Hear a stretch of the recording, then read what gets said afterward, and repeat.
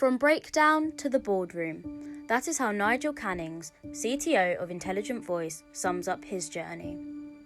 In April this year, Nigel candidly chose to open up about his own experiences. Others may describe this decision as heroic, bold, brave, but to Nigel it was a personal choice, something he felt he needed to do, and in doing so wanted to help others, to start a conversation, a dialogue about opening up on mental health. Nick joins Nigel, sharing his perspectives as a carer, and together they consider the professions they work in, how attitudes have changed, and how certain attitudes remain stubbornly persistent.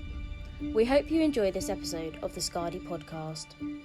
Well, I'm pleased to be back on the Skadi podcast. We've had a little bit of a break, a little bit of a relax, and we're coming back with, as the Americans would say, a new season. And how, what an episode we've got. I'm really pleased to welcome Nigel Cannings to the Skadi podcast. Nigel, you are obviously Chief Executive Officer of Hypomania. You founded Intelligent Voice and Intelligent Voice, and you're the CTO. But you weren't, or maybe you were always a techie, but you come from a law background, I believe. You started as a solicitor, is that correct? Yeah. I've always been a secret techie, but yeah, I trained as a solicitor, and eventually got into the law. But yeah, I'll tell you a bit more about that one as we move on. It was an interesting journey. Well, it is, and this is going to be an interesting episode for us because around about the end of April this year, you and I are connected on LinkedIn, and we do talk things, investigations from time to time, and technology. You did a post that really struck a chord with myself for personal reasons, personal connections, and you took the step to write an article explaining to everybody about your own mental health and the fact that you had been diagnosed with bipolar disorder, and also how that has been, a big decision for you to talk about that, but as an entrepreneur and someone running their own company. And why was it, Nigel? What was it? Why now? Why did you decide that the timing was right to come out to talk to everyone about this? Well, I mean, it's, what do we blame for everything at the moment but COVID, really? I mean, it's the mental health issues that I've seen people suffer during the pandemic are so immense, so crushing in many ways. I thought that maybe it would help some people if someone in my position, someone who, from the outside looks successful and fulfilled and happy in their career, were to actually stand up and say, look, there's a lot more behind me that you don't know about, and the struggles that I've been through and go through, to stay sane.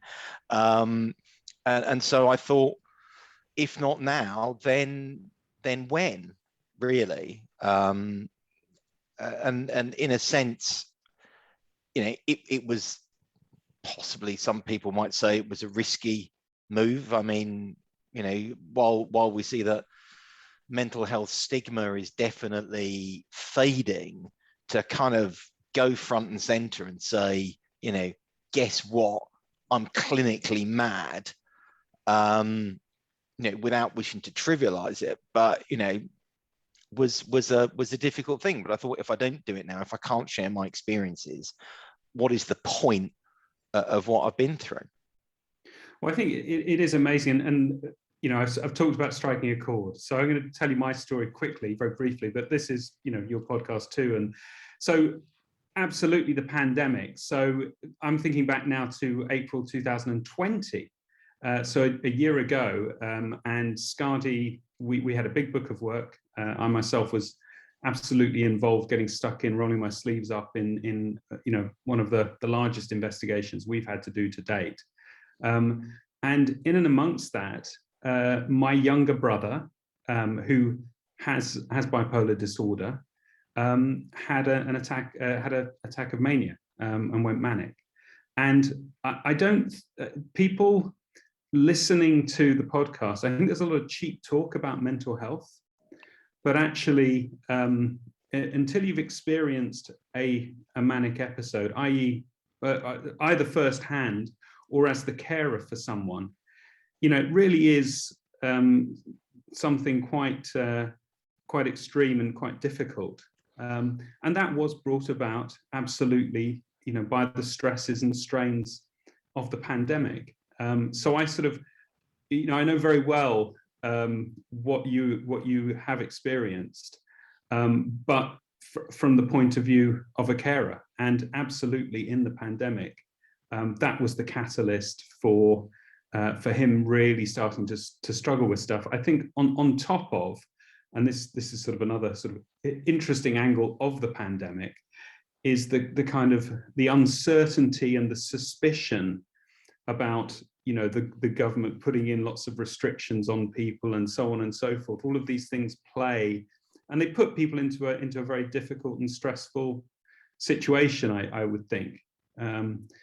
So that's my sort of account out there in the open too, so people kind of know why I am interested in this subject. So I sort of throw that out there to you. What do you? I mean, your episode happened to you sort of, I think you mentioned, sort of 20 years ago. Yeah. So quite early in your career. So that was obviously out there. What was the attitudes like at that time? How have things sort of changed, or have they changed? Is there any real difference, do you think? Yeah. So I'm older than I look, Nick. So 20 years ago, I was a long way into my career. I really was. No, I mean, it's actually hard to describe quite how resistant people were 20 years ago to talk of mental health in the workplace, and particularly something like bipolar disorder. So it's actually really been renamed bipolar disorder because manic depression is too scary a thing to say to people. It's had a rebranding. I think of myself as a manic depressive. I don't think of myself as being bipolar. That's just, it's a moniker that I own. Because people, it's always been in that category with things like schizophrenia and things which are considered to be paralyzingly difficult mental illnesses to deal with. And I'll tell you how bad it was. This is going to be an emotional episode, this one.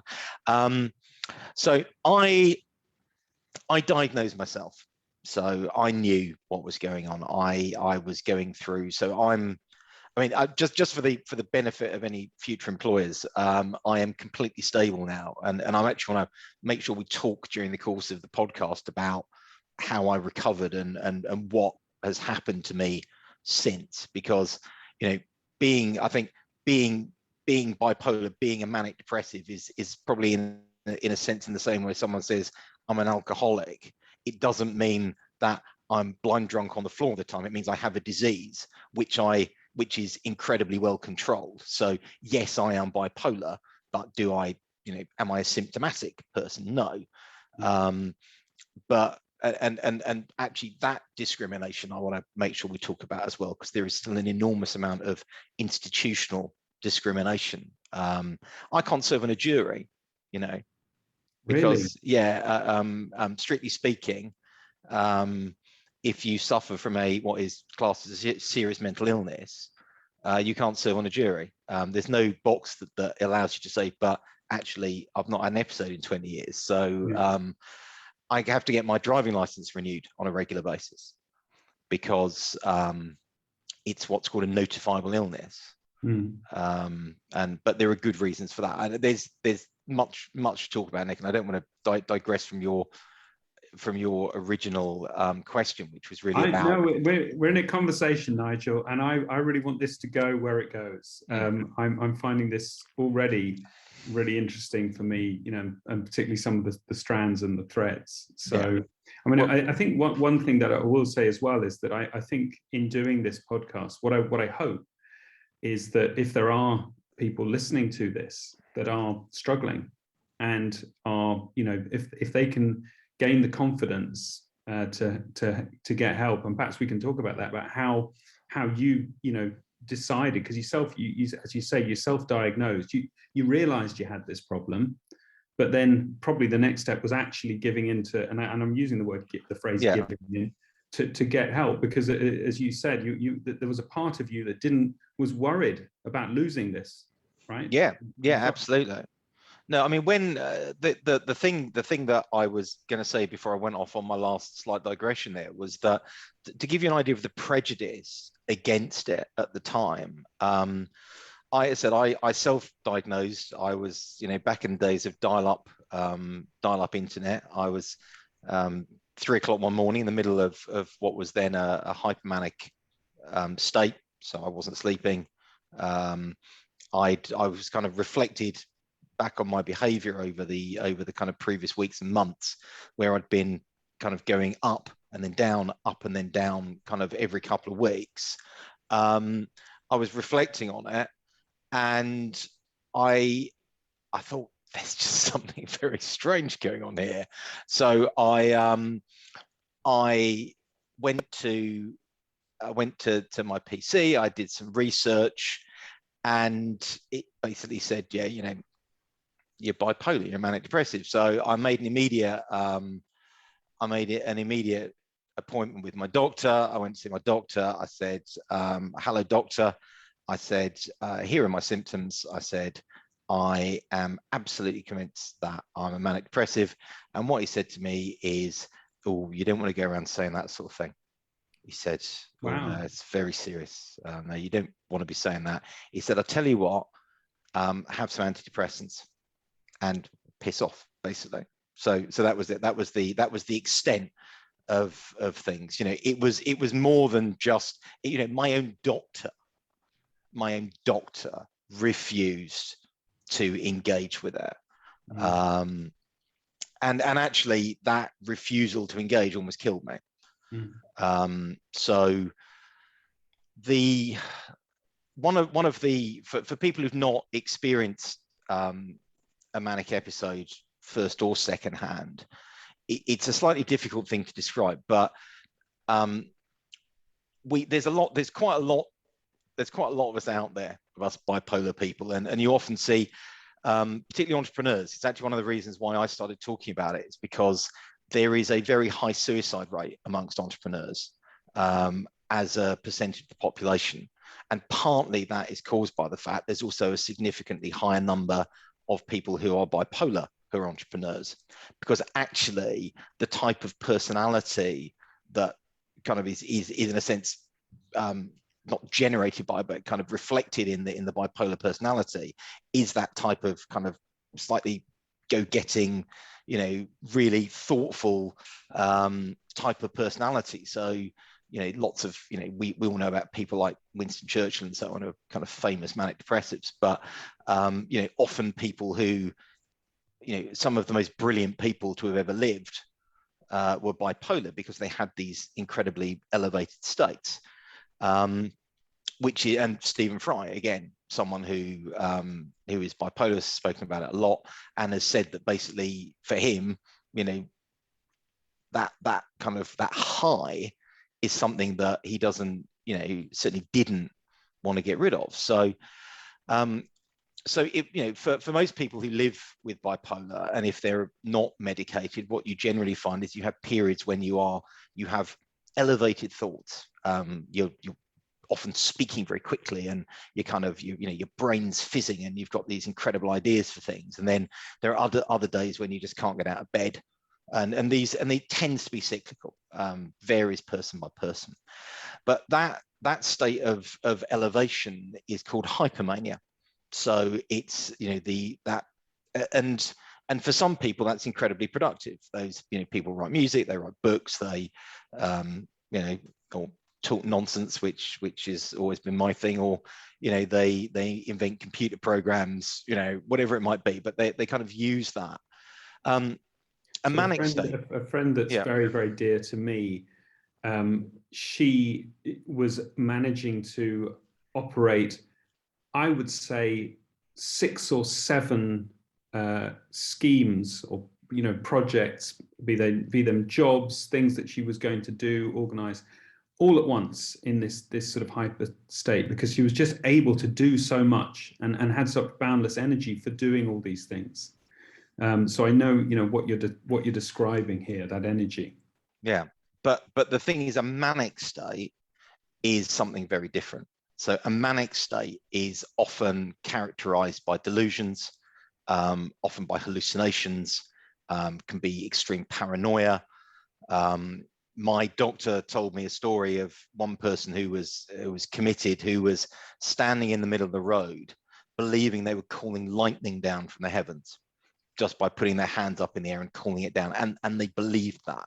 So a manic episode is, and clearly you've experienced it as a carer, someone who is literally delusional. And the problem that I found myself with is that actually I'd never had a full-blown manic episode at the point I was in the kind of pre-state. It was, things were getting worse, but and had I received proper treatment at that moment, I would never have had one. Because I went home and I said to my wife, I've been to the GP and he's given me these antidepressants, and she sort of slapped me around the head and said, you got private medical insurance, you should insist on seeing a consultant immediately. And so I went back as soon as I could get another appointment, which was about a week later, and I went back in and said I needed a referral. And so I went off to the Priory in Roehampton, saw a specialist there. He said, well, yeah, it's okay. So 2 things, Mr. Cannings. He said, firstly, yeah, absolutely right. Quite obvious, you know what's going on, a lot more than your GP does. And he said, and secondly, these pills that he's given you are incredibly dangerous, because if you give antidepressants to someone who's bipolar, it can take the lid off the mania. So effectively, what happens is you go up and up and up and up. The regulation mechanism isn't there. And he said, the trouble is I can't take you straight off them. He said it would be incredibly dangerous to take you straight off them. I wanted to continue working because I didn't want people to know. So he said, look, I'll give you something which we hope can, reduce the effect of it, and hopefully we can wean you off these antidepressants. All will be well, the world, yada yada. Didn't happen. So unfortunately, I found myself on a business trip in a hotel atrium, literally convinced that I could see the devil and his entire host, like in an atrium on a wall. Mm-hmm. I mean, and when I say it sounds crazy saying that, because it was crazy, I mean, literally I was hallucinating. And it's the most terrifying thing that has ever happened to me. I mean, of all the things. And I fled the hotel, and I ran to my room. I grabbed everything I had. I just grabbed it. I ran out of the hotel, got into a taxi, realized I'd left my passport and my wallet in the safe, and I paid someone to go back in and get them out for me because I couldn't set foot in a hotel again. And ran to the airport, tried to charter a plane home, because that's the sort of thing you do when you're in that type of state, which you can't do at 4 o'clock in the morning, it turns out, by the time I'd found somewhere to do it. And then managed to arrange a flight home the next day. And basically... that's an amazing achievement, because I was going to ask you, and that was one question I had when I was reading about your experience, is it's one thing for it to happen in your home country. It's completely another to find yourself, one, in another country which may have very different cultures to our own, and also a very different level of acceptance and understanding of what you could be going through. Yeah. And then also just the actual physical difficulty of getting yourself home in that state. And then when you get yourself home, you know, everyone knows when you land your plane, you're still 3 hours from the safety and security of home, because you've still got to go through baggage control, immigration, navigate the way home. But of course, you know, in that state, that's no problem, because as you say, you probably just get a helicopter.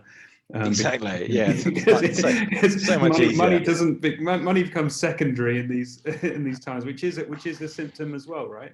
It is a symptom. I know, yeah. a symptom, but yeah, it goes hand in hand, doesn't it? Yeah, it does. So I mean, I was actually incredibly lucky. So I had private medical insurance. I'd had critical illness cover.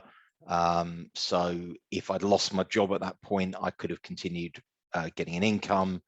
And actually, whilst my employer at the time overall was not enormously sympathetic, my immediate boss was an absolute superstar. I mean, I'm not going to name him on here, but if he were listening in, he'd know who he was.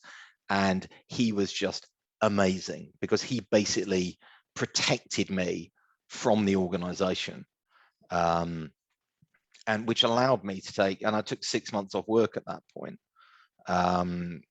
and just very slowly recovered. I had 2 weeks in the Priory. I got out. I was definitely the sanest person there. You know, I felt a bit like Jack Nicholson. You know, he's just kind of looking around thinking all these other people are mad. There's nothing wrong with me. And then 6 months at home, getting medication right, understanding more about the illness. And I went back to work, and kind of that was it really. And no one knew where I'd been, pretty much. It was like, you know, oh, you've been off sick, Nigel, have you? Yeah, it's no one would tell us what was going on. So yeah, that's amazing for that person to do that for you. When you look back at that and you think about that person, is that because that person was just a good person, or do you think that was because that person had some empathy because they perhaps themselves had experienced what you're going through? Do you know the answer to that? I don't. He was certainly one of the nicest men I ever met, I have to say. So I think he was just one of those people he was just a very kind and caring man. And I was very lucky to have him as a boss. He was located 6,000 miles away as well. So it was even more amazing that he managed to do it from that distance. So just kind of pushed me away. And you know, one or two colleagues in the UK knew what was going on, and they'd know who they are as well, who were also very supportive in terms of just making sure that people can phone me up and ask me what was going on, and just kind of left me alone, really. And after 6 months, I was able, you know, went through some occupational therapy and was able to return to the workplace, almost as if I'd not been away. It's an incredible story, Nigel. There's a few things that I want to really dig into here. So I could do them in any order, and I think there's a lot of stuff to go through here. But I want to talk about the entrepreneurship, because I consider myself to be an entrepreneur. I know the guys. I drive the guys inside Skadi pretty mad. But I'm interested in that connection between entrepreneurs, the incidence of bipolar and mental illness. You've also talked about substance abuse. There's obviously a lot of pressure in the role of an entrepreneur. There's a certain amount of intoxication just because of the nature of entrepreneurship. There are big wins, there are big successes, and there are devastating lows. There is dreadful anxiety to deal with on a daily basis, because you're not just worrying about yourself, whether you will fail, the organization will fail, but as you grow and as you become more successful, you attract a growing business with employees that you have to care for and consider and care about as well. And I'm just wondering about, one, whether entrepreneurship attracts people in because of that sort of that potent toxic mix of euphoria and feelings? Or is it perhaps, you know, for you, is it the case that people end up being entrepreneurs because they have to really plow their own furrow, because organizations, or certainly 20 years ago, which weren't as accepting, and I don't know if the difference is there now, to be honest, whether it's actually because they end up not being able to stay in organizations, and it's actually easier and a choice to go out and strike out alone because they have to, you know, have to make ends meet, they have to carry on with their life. What would you think to that? And I know there's quite a lot to unpack in there, probably. Yeah, I mean, I can only really speak for myself. But I'd kind of reached the point where I couldn't work for anyone anymore. I mean, I'm not sure. I actually have to look back and say I was a horrendous employee. And you know, and really, this is a chance to apologise to a whole bunch of people I worked for over the years who I thought were, you know, complete tossers at the time, but I now realise it was probably me, and I'm sorry. Yeah, I mean, the fact is, I have a terrible tendency to be right about things, and actually 95% of the time I am genuinely right about it, but it's the 5% when I'm not, but I'm convinced I am, which not unsurprisingly kind of really annoys people, and I kind of see that about myself now. So I just reached the stage, and actually the funny thing about me ending up being an entrepreneur as I am is I wanted to do it much sooner. I mean, I almost got suspended at school. I was 8, I think, when a friend and I, so I was at a school which had a few boarders, and it was mainly day boys, but there were a few boarders there at prep school. And so a friend and I, he had a fishing tackle box, and so I stumped up the money to go and buy sweets from the little kind of the corner shop near the school, and we put them into his fishing tackle box, went onto playing fields and sold them to the boarders. And turned out the school weren't very happy about that. So I was my venture into selling sports socks was mentioned by my best man in my wedding speech.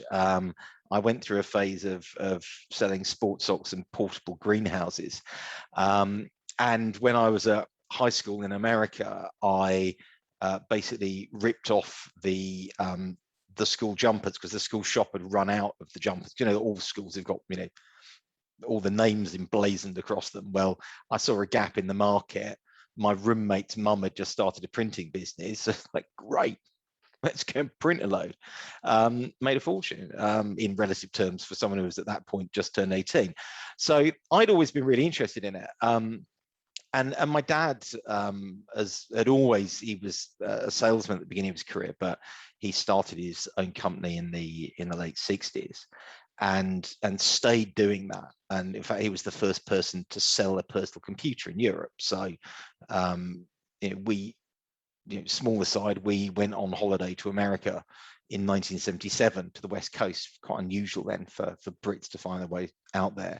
And I remember we were there because Elvis died while I was there, which meant a lot more to me.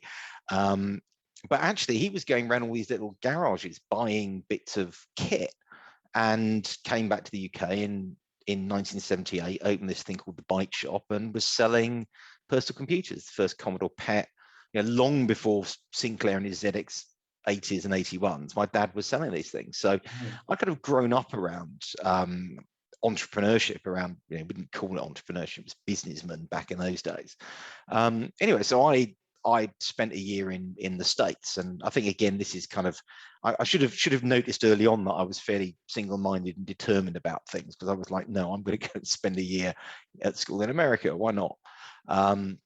Came back, walked into his office and said, right, I said, clearly I'm supposed to be going to university now, but I said, really, I want to start my own business. I said, I want to do what you do. I want to run my own business. I was very proud of my father. And he looked at me, and and saw me for the first time in his life. 18 years he's managed not to do that. And he said, have you got any effing idea how hard it has been to get here and do all this? You just turn around and say you want to do this. He said, go and get a proper job. And he said, if at the end of it you want to be a businessman, then we'll talk about it. So anyway, so I went off, became a lawyer. Because that was couldn't stand the sight of blood, so I couldn't be a doctor. Many of, and I can't add up. So, many of the usual professions weren't really open to me. Anyway, and I was very successful. I mean, I did extremely well as a lawyer. I worked in house. I made money out of stock options. I worked for tech companies. I ended up being a tech lawyer because the law firm I worked at, my very first law firm, I was literally the only lawyer who could turn a computer on. All the secretaries knew how to do it, so I became the software license guy.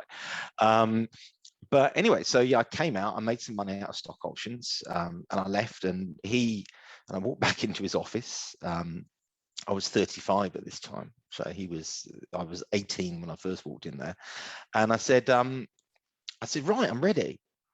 And he said, what are you talking about? I said, no, do you remember that conversation we had when you said that when I'd gone and got the proper job and I was ready, I could go and become a businessman?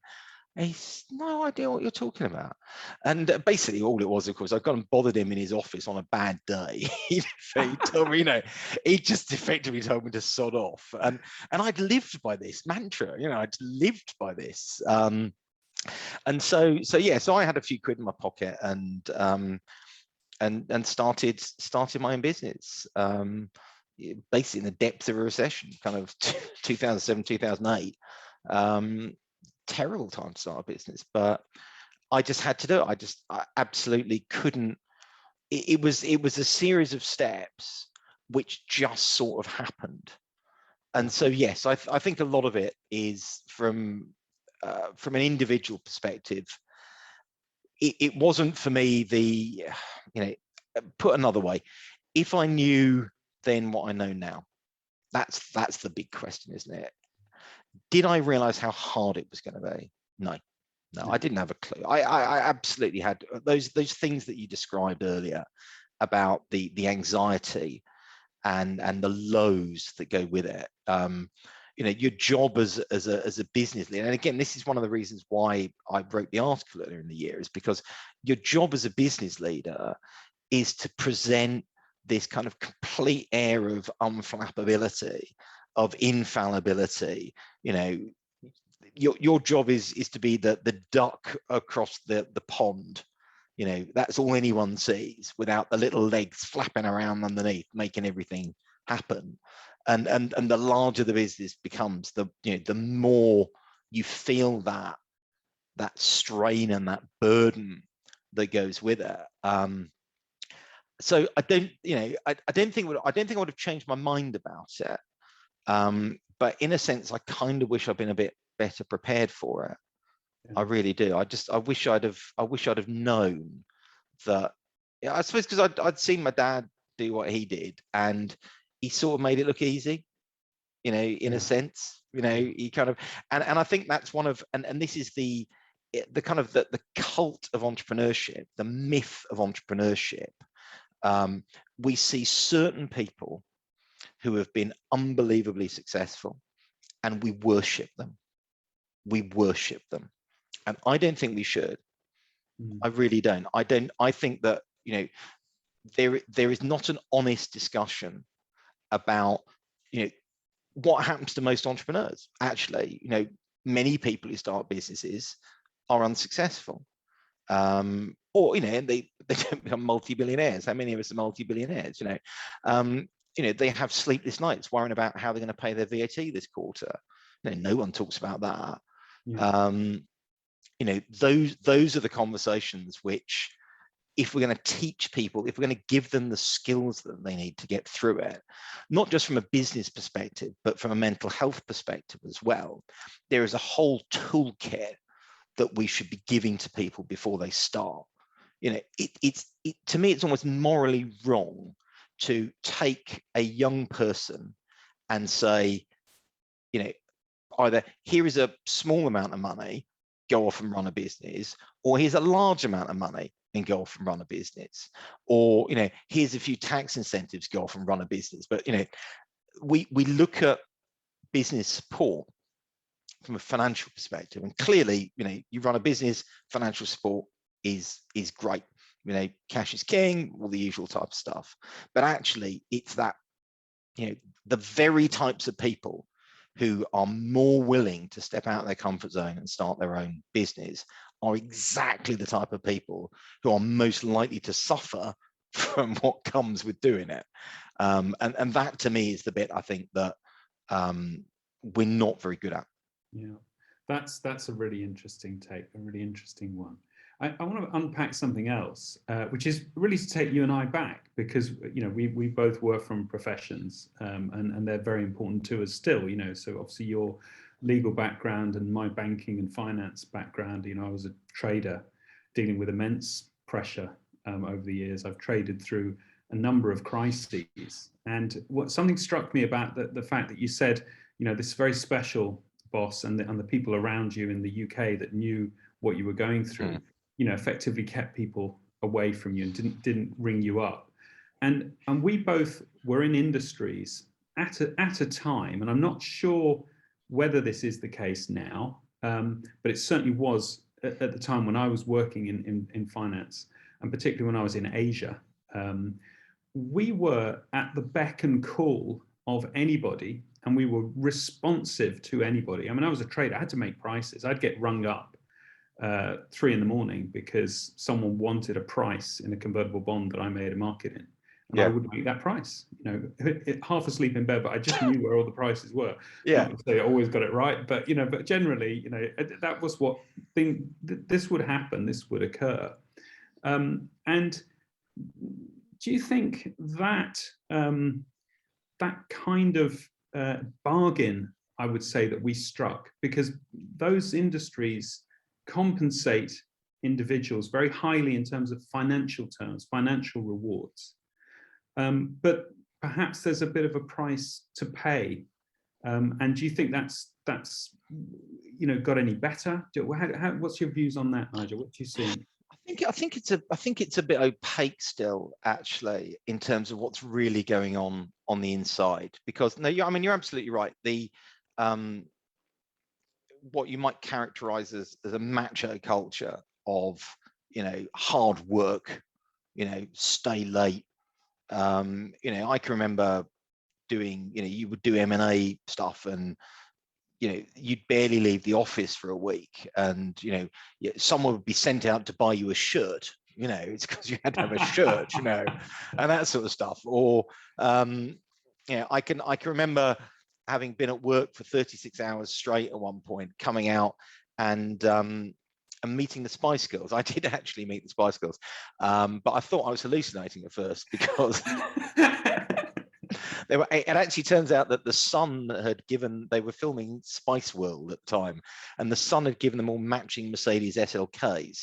And on the 1st of August, on the new registration day, and they're all coming out of Twickenham Studios, which is just right by my house. And I walked out of the station, and there's the Spice Girls there, and you think, oh my God, I've been awake for 36 hours straight. I'm hallucinating Spice Girls. It's got really has got bad. But anyway, so it was very much a kind of work hard, play hard, get paid well type of culture. But actually, there's a lot of good talk now from law firms and people like that about how they're protecting the mental health of their employees and that sort of stuff. I'm going to make myself really unpopular with this comment. I bet you I could text any partner at any law firm that I work with at 9 o'clock at night and say, right, we've got to do a deal tonight, and they'd do it. Yeah. And still do it. I could harass some poor assistance lister and make them stay really late, because it's the there's such a struggle there between the billable hour, the demands of these types of job, So we talk a good game about it. I think some of the worst excesses, I mean, the long lunch is probably a thing of the past, I would have thought, in the city, although there are those people who think that that was one of the few decent compensations for all the hard work that got put in. So I'm not sure whether it has changed as much as people would like to say it's changed. Well, you've touched on another thing, which is perhaps quite a toxic thing that was part of the culture, is that, if you had a tear up with someone on the dealing floor, and you had tear ups all the time, because people care about money and they care about profit, and they care about their customers, and you care about protecting the book and the firm as a trader, and you will be at someone's throat. And the textbook resolution for that was that after work, we'd all go out to the pub and have a few drinks, and everything would be sorted out for the next day. Yeah. But these tear-ups were regular enough that, we were probably going to the pub quite regularly too to resolve things. And you can see that you start getting into some toxic behaviors, right? Yeah. Yeah. Oh, I'm entirely sure that was, it was kind of expected, really.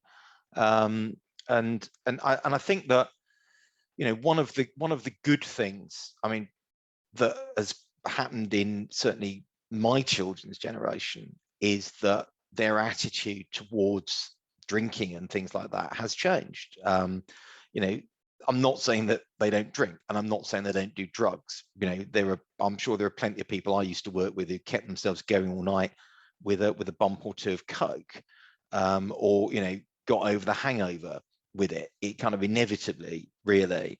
But I think because, and this is a fantastic thing to see, with the number of people from ethnic minority backgrounds who are coming into the professions, who, in many cases are coming from a culture where drinking is either prohibited or frowned on. It actually begins to mean that you can't kind of force people into a drinking culture. So the firms themselves have to say, and I've seen a few law firms now saying that, the firm will just not supply alcohol, for mixers and things. It's just, and I think that is, I'm sure the Nigel of old would have been horrified, but the older, potentially slightly wiser version is delighted to see that, because there was the pressure to do it, and that's just not good for people. It really isn't. It's I think that drinking socially is great, but it should just be done in a social way, and not something which is a kind of forced upon you and is used as a means of self-medication. Just returning to the mental health thing. That's exactly the phrase, isn't it? Self-medication. Yeah. We've talked for so long, Nigel, but there's one area that we must go in, because I've got you here, and you're the best person to ask this question. And you've talked to people about the fact that when you're manic, you get this raised speech, things are working quicker. Yeah. And your business is a fantastic business focused on voice communications, voice technology. And we know about that from our investigation work at Skadi. Is there any way, do you think, that companies could utilize voice technology to help them understand and look out for their staff through looking at things like speech patterns? Is that a possibility, or am I being a bit sort of out there? I've actually written a few articles about this recently, because it's an area that fascinates me. The simple answer is that yes, you could. There are ways in which you can start to judge behavioural patterns. So unfortunately, the way it's being applied in most cases at the moment is to try and make salespeople more effective. So most of the money that's going into that type of speech stuff at the moment is being thrown at companies who try and make your salespeople more effective. So you tell them what to say or what not to say, or ways in which you can manipulate your customers better. But the same basic techniques can be used, but there is a very serious side to this, that it's still relatively crude. So taking that thing about the speech, for example. So as I said, when, fortunately, I've not had any form of kind of manic or hypomanic episode for so long now, I can't even remember. But that level of fast speech could just be someone being excited about something. I get really passionate about stuff. I'm very careful when I'm doing podcasts and things to try and not start gabbling, because I get incredibly passionate about the things I'm talking about. And actually, particularly when I'm trying to reassure people that I'm not hypomanic, I try not to speak too quickly as well. But it's kind of, you've got to be careful about these things. And I think that it would be possible, and it is possible, to look at people over a period of time. And that's the thing. It's very difficult for a point in time. What you need is a frame of reference around an individual, and say, well, actually, what we've noticed is the overall sentiment. Let's just, sentiment's very crude measurement, but let's use that one for the moment. The overall sentiment of the calls that Nigel has been involved in over the last month have shown a steady decline. Generally back in January, he was really positive, and now we're in February, not so positive. So maybe we can take something from that. Or in fact, not only is he becoming more positive, he's speaking much more rapidly, to the extent that actually he's reaching a word per minute level where people are finding him difficult to understand. And this is a problem. And so there are things that you can use to detect that. You can start looking for disfluencies. So for the more people have to kind of stop and think and so on, they can be indicators of deception, but they can also be indicators of depression as well. So yes, but here's the big question, right? Let's say that I put a system in somewhere and its job is to monitor the mental health of my employees. How open to abuse is a system like that? I was talking to someone the other day whose company was taken over by a large private equity firm, who have installed key loggers on everyone's PC just to make sure that they're typing all the time. And people are actually being measured on this. And it's like, is typing a sign of productivity? No. But that is a metric that's been used. So let's say I got taken over by a large private equity firm, and they decided to start monitoring how I sounded. At the end of the month, do I get a report through saying, Nigel, we noticed you didn't seem very cheerful last month. And that could be for any number of reasons. It could be for the fact that, so for me, this is my worst time of year, the hour change. So I have a seasonal, I'm because everyone likes to be different. I'm not only bipolar, but I have SAD as well, seasonal affective disorder. And so what that means is I've always had a seasonal element to my condition, which I control using light therapy. So I have a light box, and from about September to April, I use my light box every day. It's great, gives me the serotonin I need. But this is the weird week, the week when the hour changes, and I'm always a bit kind of a bit wobbly this week. I'm glad we booked the podcast now. yeah, absolutely. Yeah, if you'd done it next week, it would have been a very different story. We might have to come back and do a follow-up just to prove that Nigel is actually fine. There's nothing wrong with Nigel. It's postscript. But yeah, it's one of those things. I've completely lost the train of where I was going now with that one. So you were talking about the fact that you have a seasonal. Sorry, being monitored, but that's the point. Yeah. So Nigel, so my score for next week is probably going to be different to other weeks, but it's just it's a thing, right? It's not a big deal. So it's a very long answer to a very simple question, but yes.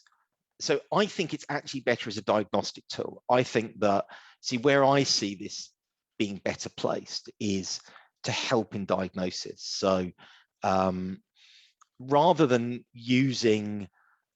a workplace monitoring of people, which is intrusive, it's difficult, and very open to other influences. Because the fact is, if I've just got an email from my boss asking me to redo a piece of work that I spent weeks on, I'm going to be pretty pissed off about that. I'm going to be negative and angry.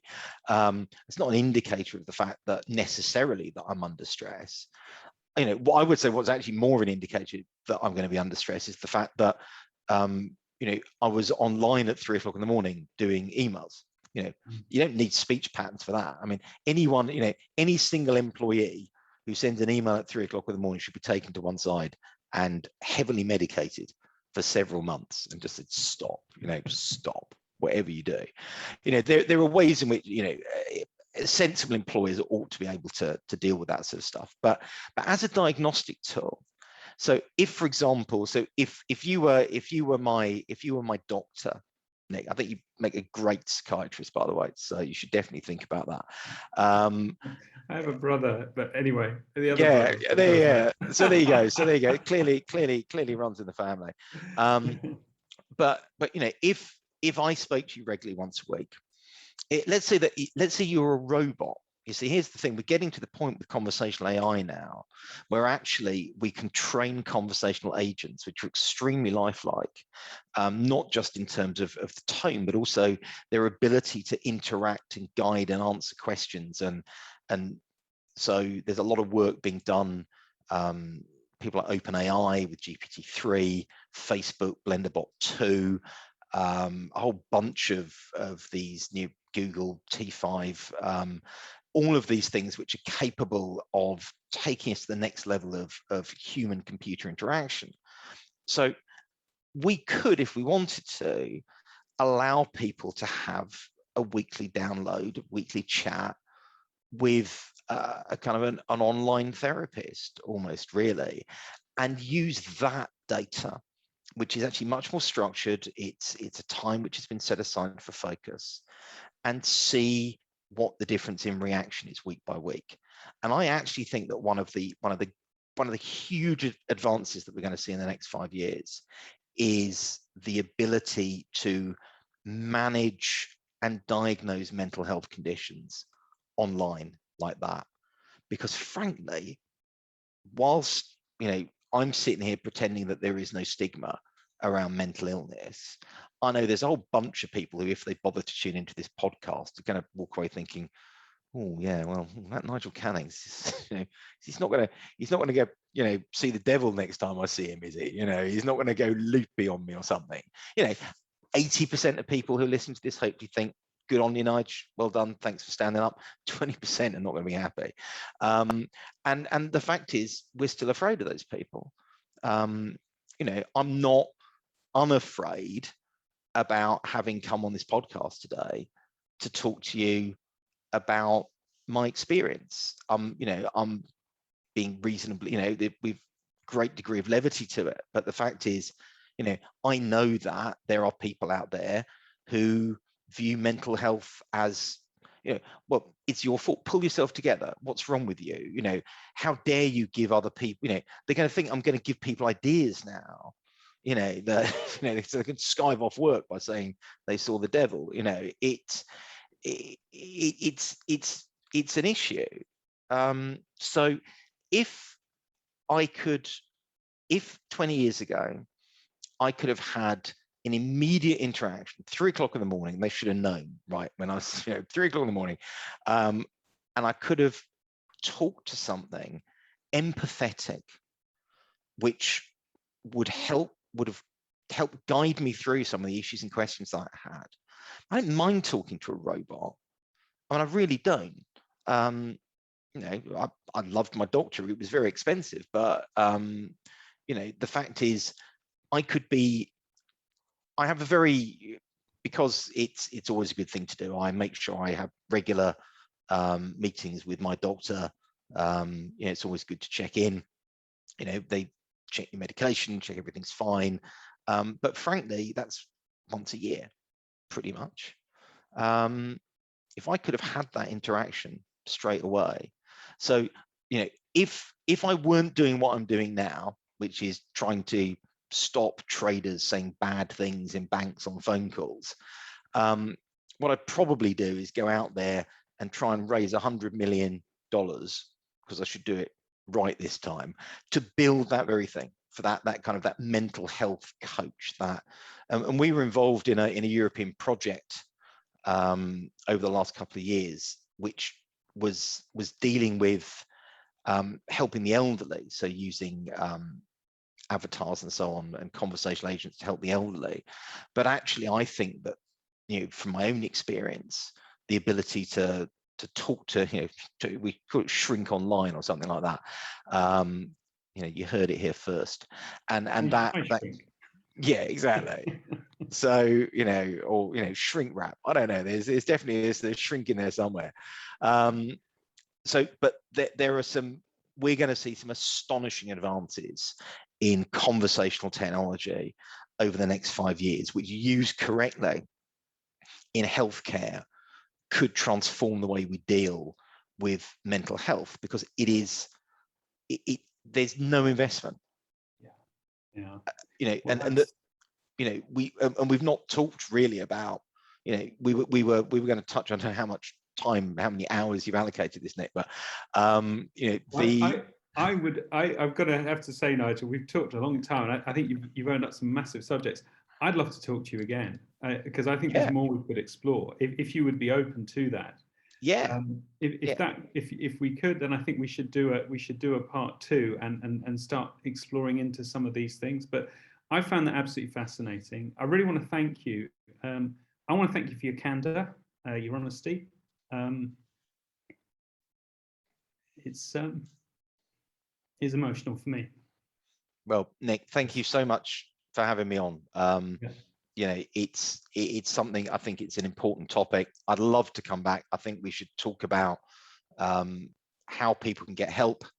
That's absolutely right. And I think one thing you have done is, I think you've started a conversation for people, and I hope people that are listening to this that may be struggling can realize that the help is just a phone call away, and you can reach out for help, and there are people that understand. Yeah, I mean, contact me on LinkedIn, hunt me down. I'm not a difficult person to find. I will always try and help where I can. There's no money, no medical advice, but just help and assistance if I can. So if there is anyone out there who is struggling, who is feeling, if you feel suicidal, call the Samaritans. Don't call me. Call the Samaritans. Do it now. Right this second. If you're feeling suicidal after listening to this podcast, then you can call me. And then, that's because that was my fault. But seriously, I'm delighted to have been able to talk to you today, Nick. And yeah, I'd love to come and follow up on another call, on another podcast, definitely. Well, there's so much we could talk about, and I really want to thank you, Nigel. Thanks very, very much. That was Nigel Cannings of Intelligent Voice. Thanks very much for talking to us about mental health. No worries. Thanks a lot. Thank you for listening to this episode of the Skadi podcast. If you or someone you know has been affected by the issues covered in this episode, or you would like an improved understanding of mental health, please visit mind.org.uk. If you find yourself or someone you know in urgent crisis, please find immediate support at samaritans.org. Above all, we hope this episode can help start open and frank conversations in the workplace and continue to break down the stigma that still surrounds mental health.